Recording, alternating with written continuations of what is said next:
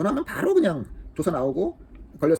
장군의 인터뷰를 보면은 일단 군대 내에 쿠데타를 모의할 수 있는 그러한 군사력과 어떤 그 조직화된 세력이 지금은 전혀 없다는 겁니다. 예전에 하나회가 있어가지고 이 전 땅크 대통령이 땅크 타고 청와대 갈 때는 하나회가 있었는데 요새 뭐 군대 사조직이 철저하게 금지된 탓에 그러한 조직이 별로 없고, 또 그래서 첫째가 사조직이 별로 없다. 그래서 잘 일어나지가 않고, 또 두 번째 통신망이 너무나도 발달을 해가지고 이게 뭐 보안이 유지가 안 된다는 겁니다. 그 이상한 짓 하면 전화 한 통 걸면 돼요. 저 헌병대에다가. 저 수도 방위 저뭐 쿠데타 잡는 부대가 뭐죠? 무슨 수방사인가요? 뭐 헌병인가 뭐 기무사인가 뭐 있잖아요. 그 전화하면 돼. 전화하면 저 미친놈 하나 있다고. 전화하면 바로 그냥 조사 나오고 걸려서 안 되는 겁니다. 민간인들도 지나가다가 밖에 탱크 돌아다닌다. 그 전화하면 돼요. 그 미친놈 하나 나왔다고. 그렇기 때문에 이게 정보통신 기술 발달 때문에 보안 유지가 어렵다. 이게 두 번째로 쿠데타가 하기가 어려운 이유. 너무나도 발달을 해가지고 이게 뭐 보안이 유지가 안 된다는 겁니다. 그 이상한 짓 하면 전화 한 통 걸면 돼요. 저 헌병대에다가. 저 수도 방위 저뭐 쿠데타 잡는 부대가 뭐죠? 그래서 첫째가 사조직이 별로 없다. 그래서 잘 일어나지가 않고, 또 두 번째 통신망이 너무 바로 그냥 조사 나오고 걸려서 안 되는 겁니다. 민간인들도 지나가다가 밖에 탱크 돌아다닌다. 그 전화하면 돼요. 그 미친놈 하나 나왔다고. 그렇기 때문에 이게 정보통신 기술 발달 때문에 보안 유지가 어렵다. 이게 두 번째. 전화하면 돼요. 그 미친놈 하나 나왔다고. 일단 뭐 이렇게 투표해가지고 대통령 뽑고 뭐 선거하고 국회도 구성하고 하지만, 쿠데타라는 것이 인류 역사와 이 떼려면 뗄 수 없는 거기 때문에 정치 문화가 자리 잡기 전에는 뭐 대부분의 정권이 뭐 거의 뭐 99%라고 해도 과언이 아닐 정도로 군사 혁명에 의해서, 이 쿠데타에 의해서 교체가 되는 겁니다. 대한민국도 민주주의라서 지금은 일단 뭐 이렇게 투표해가지고 대통령 뽑고 뭐 선거하고 국회도 구성하고 하지만, 쿠데타라는 것이 인류 역사와 이 떼려면 뗄 수 없는 거기 때문에 언제든지 발생할 수 있는 것입니다. 그래서 대한민국 이 건국 이래 쿠데타가 있었죠. 있었어요. 그 5.16 군사혁명, 그다음에 12.12 저기 전 땅크 대통령 쿠데타, 이게 두 개가 크게 있었는데, 박근혜 대통령 때도 한번 그 탄핵이 부결되면은 친위 쿠데타 형식으로, 그러니까 밑에 이제 저기 장군들이 이렇게 정부를 전복하는 게 아니라 대통령 지휘로서 정부 외의 기관을 전복시키는, 그러니까 자기의 권력을 확대하는 친위 쿠데타를 한번 하려고 한 그런 계획이 있었다 해가지고 그게 또 문제가 됐었습니다. 그래서 일단 이 20세기 대한민국에 부결되면은 친위 쿠데타 형식으로, 그러니까 밑에 이제 저기 장군들이 이렇게 정부를 전복하는 게 아니라 대통령 지휘로서 정부 외의 기관을 전복시키는, 그러니까 자기의 권력을 확대하는 친위 쿠데타를 한번 하려고 한 그런 계획이 있었다 해가지고 그게 또 문제가 됐었습니다. 또 한번 그 탄핵이 부결되면은 친위 쿠데타 형식으로, 그러니까 밑에 이제 저기 장군들이 이렇게 정부를 전복하는 게 아니라 대통령 지휘로서 정부 외의 기관을 전복시키는, 그러니까 자기의 권력을 확대하는 친위 쿠데타를 한번 하려고 한 그런 계획이 있었다 해가지고 그게 또 문제가 됐었습니다. 있었죠? 있었어요. 그 5.16 군사혁명, 대부분의 정권이 뭐 거의 뭐 99%라고 해도 과언이 아닐 정도로 군사혁명에 의해서, 이 쿠데타에 의해서 교체가 되는 겁니다. 대한민국도 민주주의가 왕, 조선시대 왕, 고려시대 왕이기 때문에 실질적으로 정권이 교체가 되는 것보다는 안 될 확률이 더 높은 겁니다. 그래야 유지가 되죠. 그래서 한번 다뤄보도록 하겠습니다. 대한민국의 군사,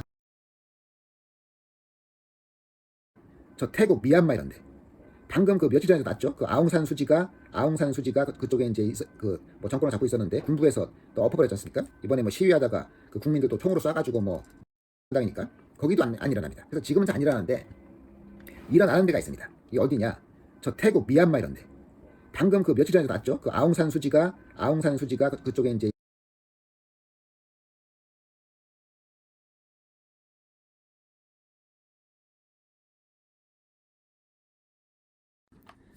여러분 안녕하십니까? JDA 뉴스의 조진태 기자입니다. 오늘 또 혁명 코리아에서 드릴 말씀은 현재 지금 방송가를 따끈하게 장식하고 있는 이 거짓말 파문으로 이 탄핵 사태 또는 자진 사퇴의 위기에 처해 있는 김명수 대법원장, 이 김명수 대법원장 사건에 대해 증거를 잘, 보수 쪽 인사고 이 김명수 대법원장은 진보 쪽 인사가 되게 되니까 뭐 법조계 그런 게 있나 보죠. 우리법 연구에 이게 좀 수사를 받으면서 위에 있다고 볼 수 있는 상부 요인 중에 하나인 대법원장 사건이기 때문에 이게 뭐 검찰도 수사 72세죠. 72세. 대한민국 경상남도 미장군 태어났고 서울대 법대 나와가지고 이제 사법시험 해가지고 공직근무에 들어섰고, 그랬는데 양승태 대법원장이 2011년 야당 국회의원들이 조직적으로 표결 반대를 했었는데 또 관련 뉴스 기사에 네이버 밴드 등으로 이렇게 비판했습니다. 특히 이제 보수 기독교계 등을 중심으로 성소수자 인권이 지켜져야 한다는 입장에 김명수 후보가 동성애 옹호자가 아니냐, 뭐 또 이렇게 야당 국회의원들이 조직적으로 표결 반대를 했었는데 또 관련 뉴스 기사에 네이버 밴드 등으로 이 좌표 공유하면서 국회의원이 뭐 문자 발송하고 뭐 그랬다고 합니다. 그렇게 뭐 인터넷으로 댓글 남기는 또 그런 정치적인 행보도 하고 하여튼 그랬는데 그러한 사건을 다 뚫고 관련 뉴스 기사에 네이버 밴드 등으로 이 좌표 공유하면서 국회의원이 뭐 문자 발송하고 뭐 그랬다고 합니다. 그렇게 뭐 인터넷으로 댓글 남기는 또 그런 정치적인 행보도 하고 하여튼 그랬는데 기독교계 등을 중심으로 성소수자 인권이 지켜져야 한다는 입장에 김명수 후보가 이 동성애 옹호자가 아니냐 뭐 또 이렇게 야당 국회의원들이 조직적으로 표결 반대를 했었는데 또 관련 뉴스 기사에 네이버 밴드 등으로 이 좌표 공유하면서 국회의원이 뭐 문자 발송하고 뭐 그랬다고 합니다. 그렇게 뭐 인터넷으로 댓글 남기는 또 그런 정치적인 행보도 하고 또 이 좌표 공유하면서 국회의원이 뭐 문자 발송하고 뭐 그랬다고 합니다. 그렇게 뭐 인터넷으로 댓글 남기는 또 그런 정치적인 행보도 하고 뭐 그랬다고 합니다. 그렇게 뭐 인터넷으로 댓글 남기는 또 그런 정치적인 행보도 하고 뭐 그랬다고 합니다. 그렇게 뭐 인터넷으로 댓글 남기는 또 그런 정치적인 행보도 하고 뭐 그랬다고 합니다. 그렇게 뭐 인터넷으로 댓글 남기는 또 그런 정치적인 행보도 하고 하여튼 그랬는데 그러한 사건을 네이버 밴드 등으로 이 좌표 공유하면서 국회의원이 뭐 문자 발송하고 뭐 그랬다고 합니다. 그렇게 뭐 인터넷으로 댓글 남기는 또 그런 정치적인 횡포도 하고 하여튼 그랬는데 해야 되는 상황이 오지 않을까 이렇게 또 예측을 해봅니다. 이 김명수 대법원 그랬는데 2019년 1월 24일 날 서울중앙지방법원의 명재권 영장전담 부장판사 사법연수원 27기네요. 그 사람이 양승태에 대한 구속영장을 발부를 했습니다. 구속된 거예요. 이제 범죄 혐의가 상당 부분 소명되고 증거인멸의 우려가 있다고 밝혔습니다. 그래서 이게 대법원장을 지낸 법조인이 구속된 사례가 이 양승태 대법원장 사건으로 인해서 대한민국에 처음 있게 된 그런 일이 됐습니다. 그런데 이게 양승태 대법원장 끝나고 이제 김명수 대법원장이 또 이게 비슷한 일이 발생하지 않을까 또 예측을 해봅니다. 이게 왜냐? 이 김명수 대법원장은 민주당 쪽 인사인데 진보 쪽이죠. 당연히 그 문재인 정권에서 임명했으니까 진보 쪽이죠. 문재인 정권이 끝나고 보수 쪽 정권이 혹시 또 들어서게 되면은 이게 또 양승태 대법원장처럼 이게 또 깜빵 여행을 해야 되는 상황이 오지 않을까 이렇게 또 예측을 해봅니다. 이 김명수 대법원장을 한번 보면은 1959년 10월 12일생입니다. 그러니까 양승태 대법원장이 48년생이고 김명수 대법원장이 59년생 한 10년 차이 나네요. 김명수 대법원장도 서울대 법대 나왔고 진짜가 아니고 이 검찰총장보다도 위에 있다고 볼 수 있는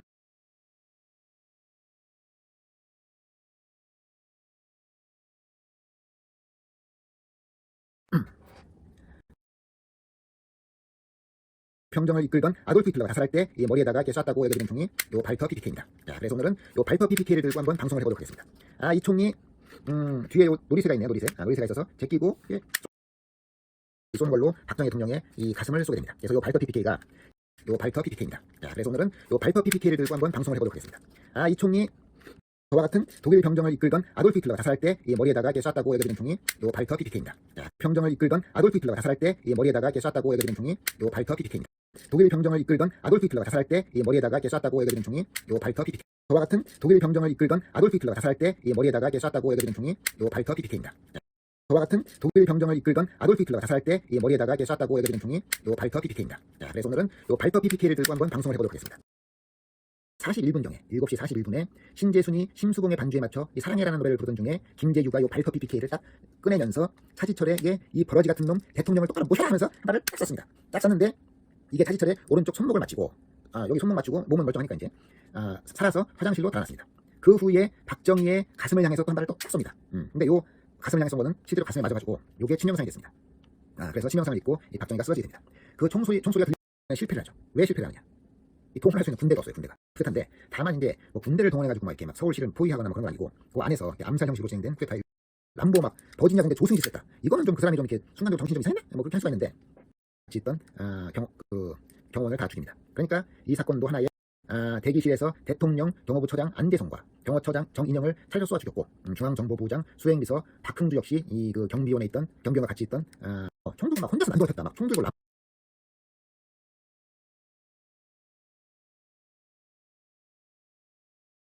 세승 선수인데 근데 총에 맞아 죽었어요. 세승 선수가.